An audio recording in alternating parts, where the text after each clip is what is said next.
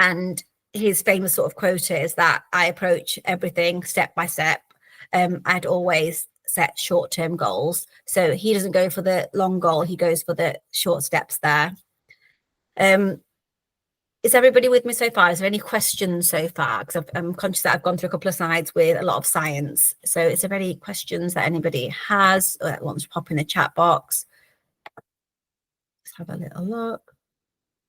I was gonna say, it's not really a question. I think it's more of an observation. I didn't really associate how like goal setting and manifestations align. I thought that might have been quite silly of me. You don't. Sorry, can you repeat the question, Jane? What did you say? Sorry. I didn't necessarily associate manifestations and goaling, like setting goals. But I'm really glad you made that point because I think it does.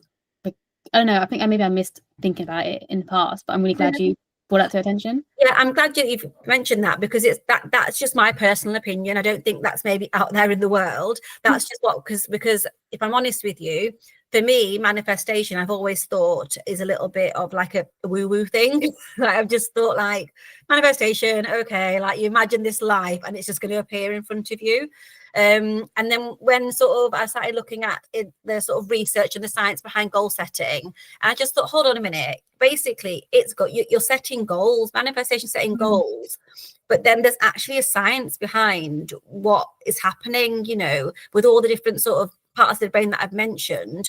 Then manifestation is almost like a sexier way of saying it, but all you're doing is making your brain work for you and to home in on certain scenarios, and it just heightens your awareness to those scenarios. So I suppose the disclaimer is that's just my most of this is just my opinion, but that I do see a lot of similarities between manifestation and goal setting. So yes, so if we move on to the next slide, Jane, if that's okay.